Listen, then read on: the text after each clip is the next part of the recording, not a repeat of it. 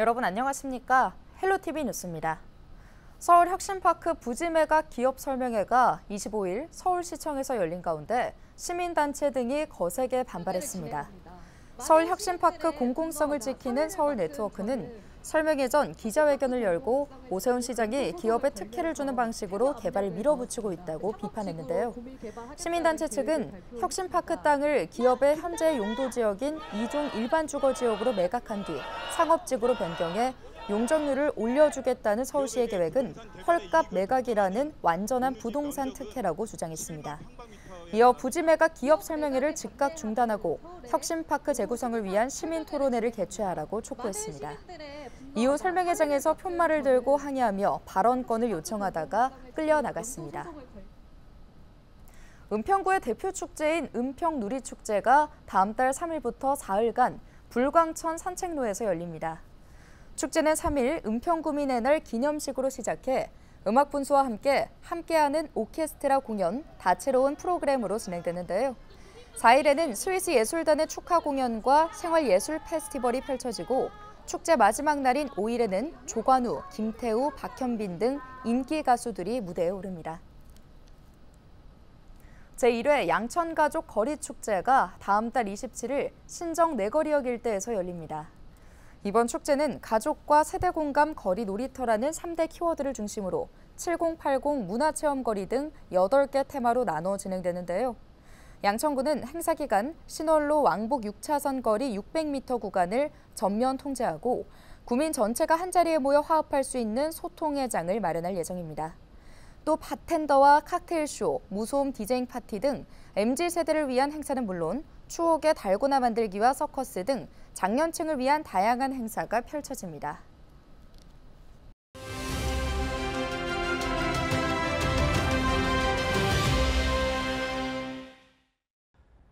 양천구 의회가 2달간의 진통 끝에 후반기 의장단 선출과 원구성을 마무리했습니다.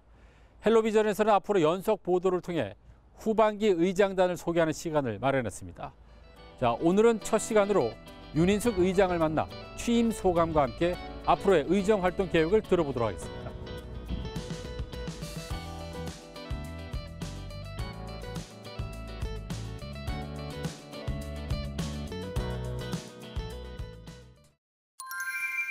후반기에 의장 선거는 7월 1일 날 원래 해야 되는데 전반기가 6월 30일로 끝나잖아요. 그런데 그게 원활하지 못해서 늘 송구한 마음이 있었어요. 늦었지만 해야 되겠다 결단을 해서 했고 또 우리 의원님들이 저를 의장으로 선출해 주셔서 고맙게 생각하고 거기에 대해서 저도 열심히 조금 늦었지만 열심히 하려고 하고 있습니다. 사실 전반기도 전국 원구성이 전국 가장 늦게 한 그런 오점을 남겼기 때문에 그렇지만 의원들이 이제 늦게 구성을 했어도 각자들 다 열심히 했습니다. 근데 우리 구의원들의 일이라는 게 어떤 정답이 정해진 것도 아니고 또 각자 찾아서 지역에서 자기 지역구에서 하다 보니까 나름대로 다들 주어진 역할에 충실하죠. 근데 저는 다들 열심히 잘했다 그렇게 생각해요.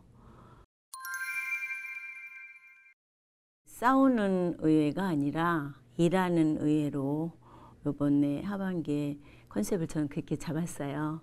그래서 우리가 서로 협력해서 지역을 위해서 하자. 우리 구에서 가장 큰 이슈는 아마 이제 목동아파트 재건축이나 이런 주택 관련한 사항들일 거예요. 또 갑과 을로 보면 갑 쪽에는 목동아파트 재건축이 있고 또 우리 을에서 보면 또 여러 가지 시형아파트나 주택 여건이 노후된 이런 데 재건축이 좀 주류가 되지 않을까 이렇게 생각하고 또 오랜 전부터 우리가 해왔던 신월동의 지하철 시대를 열기 위해서 했지만 여러 가지 상황상 그게 잘 안 돼 있어서 아쉬움이 크죠.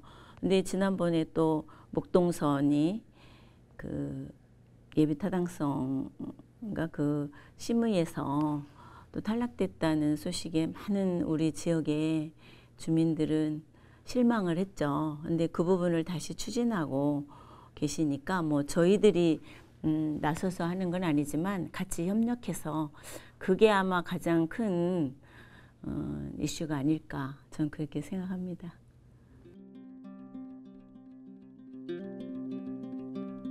견제 감시 기능이 의원들의 의무라고 하는데 저는 때로는 여와 야가 합해서 집행부를 견제 감시 협력하는 것이 바람직하다고 생각합니다. 모두 다 우리는 구청이나 의원들은 구민을 위해서 일하기 때문에 견제와 감시만 할 게 아니라 대안을 제시하고 협력해서 좋은 양천구, 살기 좋은 양천구 만드는 일에 함께 해야 된다고 생각합니다. 저는 사실 좀 합리주의자거든요. 그래서 어떤 일이 있을 때 서로 함께 한자리에서 얘기하면서 그 다소 의장단 선거를 할 때는 여야나 당내나 갈등이 있는데 지났기 때문에 그것을 잘 봉합하기 위해서 물론 다 같이 노력해야 되지만 의장으로서 평화로운 의회가 되기 위해서 제가 최선을 다해서 노력할 계획입니다. 저희들의 역할이 지역의 주민들을 섬기고 또 구청의 어떤 견제 기능, 감시 기능도 있지만 저희들은 주로 민원 현장에 나가는 구의원들이기 때문에 지역에 계신 구민들께서 우리 의원들을 좀 예쁘게 봐주시고 서로 함께 지역 주민과 의원과 함께 협력해서 좋은 양천구를 만들어가는 일에 함께 해야 된다고 생각하고 지역 주민들께 제가 의장으로서 부탁드리고 싶은 것은 우리 의원님들 좀 예쁘게 봐주셔서 더 일 잘할 수 있도록 용기를 주시고 칭찬해 주셨으면 좋겠습니다. 그러면 저희들도 더 열심히 할 것입니다. 장마철 이후 전국적으로 땅꺼짐 사고가 잇따르면서 불안감이 커지고 있습니다. 어느 때보다 안전점검 필요성이 높아지고 있지만 현재 인력과 장비로는 한계가 있다는 지적도 나옵니다. 이세진 기자의 보도입니다. 속도를 줄이는 순간 트럭이 한쪽으로 기우뚱합니다. 얼마 지나지 않아 옆에 있던 트럭까지 2대가 한꺼번에 도로 아래로 빨려 들어갑니다. 폭우가 이어진 지난 주말 부산에서 발생한 땅꺼짐 사고입니다. 사고 현장에 생긴 구덩이는 가로 10m, 세로 5m 규모, 깊이는 무려 8m에 달했습니다. 지난달 서울 연희동에서도 갑자기 내려앉은 도로 밑으로 달리던 차량이 떨어지면서 2명이 다쳤습니다. 최근 5년 동안 전국에서 발생한 땅꺼짐 사고는 800여 건, 이틀에 한 번꼴로 발생한 셈입니다. 주민들은 불안을 호소합니다.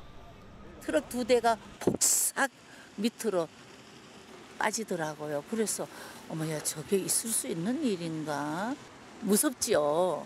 무서운데 이 도로가 다져서 아스팔트를 놨는데 어떻게 그게 무너질까가 의문이고. 땅꺼짐은 지형 특성과 기상 상황, 매설물 영향에 따라 복합적으로 발생합니다. 사고를 예방하려면 지속적인 점검을 통해 지하에 있는 빈 구멍을 미리 찾는 수밖에 없습니다. 점검 장비인 지표 투과 레이더를 활용하면 도로 아래 2m까지 살펴볼 수 있습니다.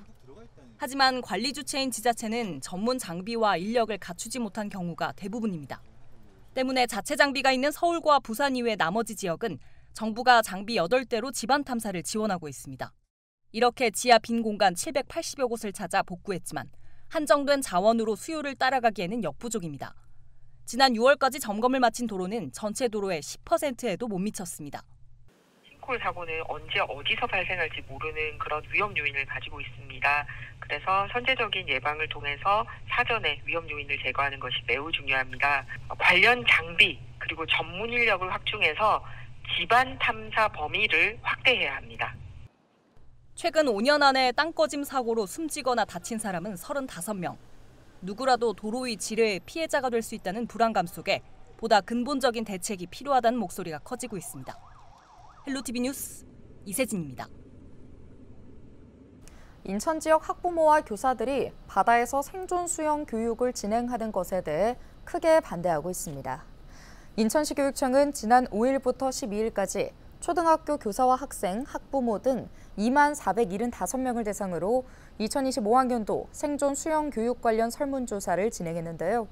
조사 항목에는 초등학생 생존 수영 교육을 바다에서 운영하는 방안에 대한 찬반 의견과 그 이유를 묻는 내용이 포함됐습니다. 조사 결과 교사와 학부모, 학생 모두 반대 의견 비율이 높았습니다. 학생은 58%인 3,957명이, 학부모는 71%인 6,716명이 반대 의견을 냈습니다. 특히 교사들은 전체 4,104명 중 92%인 3,767명이 반대했습니다. 안전사고 위험성과 학생 관리 문제에 어려움이 따를 것으로 우려된다는 것입니다. 한편 제주와 충남 등 일부 지역에서는 초등학생을 대상으로 바다 생존 수영 교육을 시행 중입니다. 인천시 교육청이 위탁기관을 통해 지난 2023년 2학기부터 지난 5월까지 초중고 학교폭력 실태를 조사한 결과 3,700여 명의 학생들이 학교폭력 피해를 경험했다고 응답했습니다. 조사 대상은 인천 지역 초등학교 4학년부터 고등학교 3학년까지 23만 5천여 명이었는데요. 이 중 18만 3천여 명이 참여했습니다. 학교폭력 피해 응답 유형을 보면 언어폭력이 38.8%로 가장 많았고 집단 따돌림과 신체폭력이 각각 15.9%와 15.4%, 사이버 폭력이 8.7%로 뒤를 이었습니다. 피해 장소는 교실 안이 28.9%였고 복도와 계단 16.7%, 운동장과 체육관 등이 8.7%였습니다. 경기도교육청 화해중재단이 지난 8월 기준 936건 중재 신청에 대해 화해 중재 절차로 약 88%인 823건의 화해를 이끌었습니다. 학교폭력 사안 2,300여 건에 대해서도 관계 회복 프로그램을 운영해 갈등 심화를 방지하고 학교폭력을 예방했는데요. 화해중재단은 학교폭력, 학생 인권 침해, 교육활동 침해 등 학교 내 갈등 사안을 조정하고 중재 갈등 당사자 간 관계를 회복하는 역할을 도와줍니다. 현재 25개 교육지원청에는 화해중재 전문성을 지닌 1,004명의 중재위원이 활동하고 있습니다. 경기도는 제3경인고속화도로, 서수원 의왕간 고속화도로 등 도가 운영하는 두 곳의 민자도로 통행료를 다음 달 1일부터 인상할 예정이라고 밝혔습니다. 제3경인고속화도로는 무랑튀지, 고잔튀지를 기준으로 1에서 5종 차종별로 300에서 600원씩 통행료가 인상되며 연성튀지도 일부 인상되는데요. 서수원 의왕고속화도로는 의왕튀지 기준으로 1에서 5종 모두 100원씩 통행료가 인상됩니다. 일산대교는 현재 소송 진행 중이므로 소송 종결 시까지 통행료를 동결하기로 하고 소송 결과에 따라 추후 인상 여부를 결정할 예정입니다. 국내 최초로 심야 자율주행 택시가 서울 강남 일대에서 운행을 시작했습니다.